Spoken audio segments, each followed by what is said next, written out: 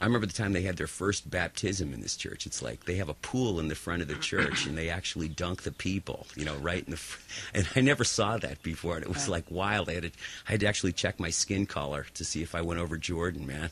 It was it was like I never felt that kind of a feeling before in an organized way, and it's some kicking butt music, you know what I mean? They do some good stuff, so I like doing that. Okay, at what age you did work as a that's after I got out of school, like about when I was 22 or so. Yeah. Okay. So to the time I was 22 to 26. I never had a choir master job out here. It's like, it's too, I wouldn't really want it because I'm not free to do other things. You know what I mean? It's just like once you get hired by the church to be a choir master, then you're like sealed up in that one thing, and you can't go on the road, and it's tough. So I have not really done that since I came to California.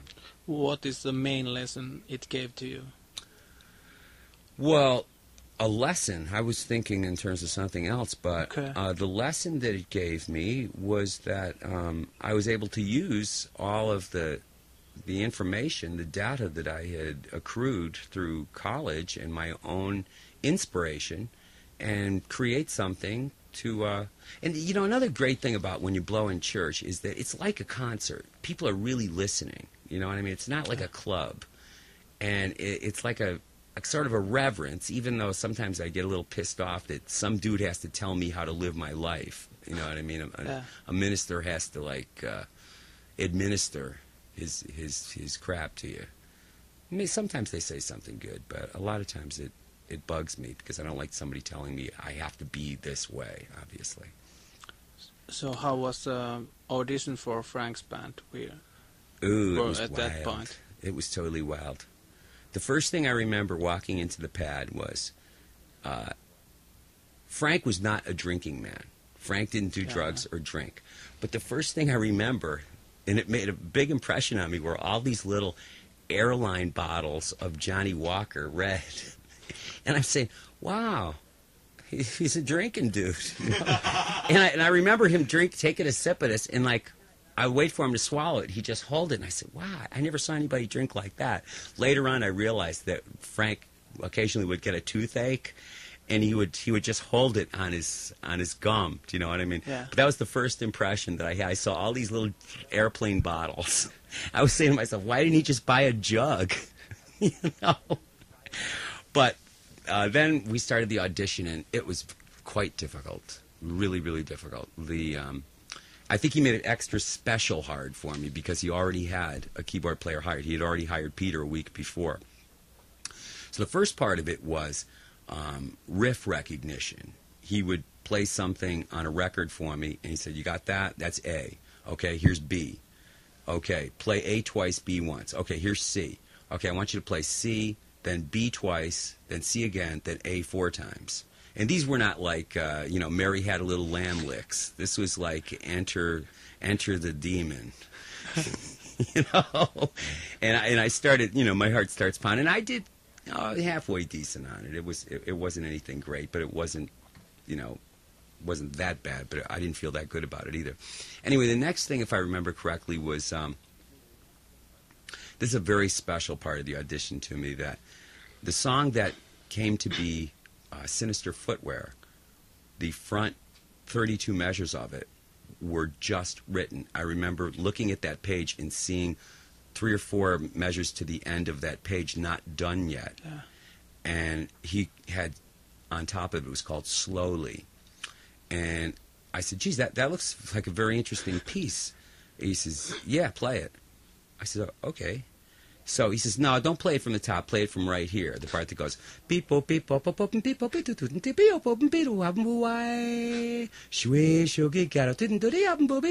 that part on the record? It's actually higher than that. But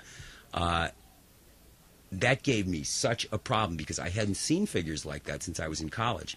And I could tell I wasn't cracking a nut with him. You know what I mean? He was getting pissed off. Because it wasn't, you know, I mean, I was reading it. So, I mean, reading to me means you start here and you end here. I don't care if Mozart sounds like Stockhausen. If you're reading, you're feeling a harmonic rhythm. You know what I mean? that's the thing about reading. You continue. You don't stop. You keep some kind of a tactus going. You grab what you can grab, which I was grabbing, but I think he wanted to hear it perfectly. You know what I mean? He wanted Mr. College Graduate to just like blow. But there was enough there where, he continued the audition. I didn't like drown. I was just treading water with a very little popsicle stick, but it was okay. But I was really starting to get frustrated, and, like my self-esteem was waning at this point. Anyway, he says, "Hey, can you sing?" And I said, "Yeah."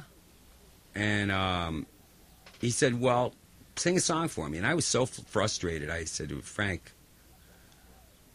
"I must know 1,000 songs, but the way I'm feeling right now, my head is so blown out with this audition. I don't think I could remember one all the way through."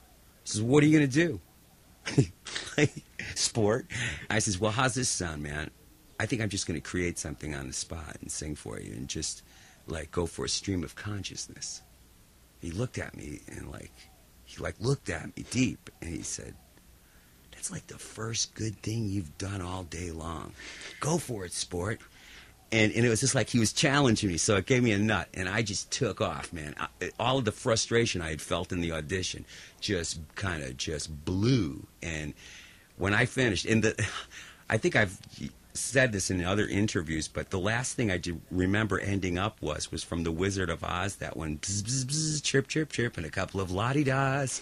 For some reason, that just came in, and I was playing it sort of like McCoy meets Art Tatum. You know what I mean? It was wild. And so I finished it, and he said, there was a space of time, and I was wondering how he felt about it. And he waited, and he said, "You know what? You're not going to have to play in any more Holiday Inns for a long time."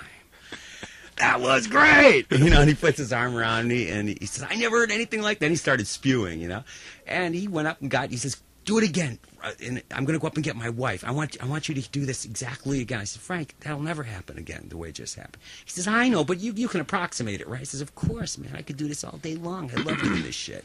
He says, "Good. You're going to get plenty of time to do it." So he brought Gail down, and it was all sealed up, and I got hired that day. So that's scat singing saved you. Well, in a way. Scat singing in a way did save me, yeah. I mean, it put me over the edge. I think he would have been interested, but I don't know if I would have gotten hired. I knew that he knew that I could read music. You know what I mean? That was important to him, and that I knew musical styles. He actually tested me on different styles, too, of playing. But, I mean, I have literally been through hundreds of auditions with Frank to see other people audition, all instruments, and I do have to seriously tell you that my audition was one of the most difficult, if not the most difficult, that I had ever seen anybody's. I can remember Bobby's audition for the band, and it was so funny. It was a good audition, you know what I mean? It was a mediocre to good, but when Frank says, "Well, let's hear you sing something," and when Bobby started singing, he sang "Old Lang Syne." And it nailed me. He started up high too, so I knew he was going to have to go way up to grab it. So I jumped on the vocoder to really boost him up there, and it sounded so fucking tits. I was playing organ and vocoder for Bobby. When you're in the band and somebody auditions, you sort of have a little power in the band. When Frank calls up a song, you could play it a certain way. Yeah. You could put it on autopilot, or you could turn the heat up a little bit. And I remember turning up the heat for Bobby because I liked what he was. I liked the fact that he played French horn, and I knew he'd be a good utility keyboard player, and he had a wonderful voice. Has a wonderful voice. Yeah. But I know in my heart, man, the stuff that I had to do on my audition, very, very few people had to do. He really put me through the changes, and I'm glad he did. I'm glad that I had to hold on to those little pieces of driftwood in the ocean, because I thought I was going down, and I realized I could pull myself up. Did you ever have to face sinister footwear after the audition? On tour? I thought I sort of made that point. That's like one of my most intense pieces of Frank's that I worship, that we've done all the time. I mean, when that song was finished and we started to play it, I mean, the feelings I see, that little middle part that I sang for you, that used to be a little bridge in the song Wild Love. Yeah, if you yeah, remember correctly. Yeah, And Sinister Footwear never got recorded for a long, long time. Yeah, We would that's play true. it, but it never really got recorded. Okay. And then I was so happy when Frank finally recorded it. It was so wonderful to put the overdubs on it. And that's one of our favorite songs to play in Band from Utopia. We really blow the shit out of that bastard. We've reharmonized sections of it too. Always one of my dearest songs of Frank's. Always.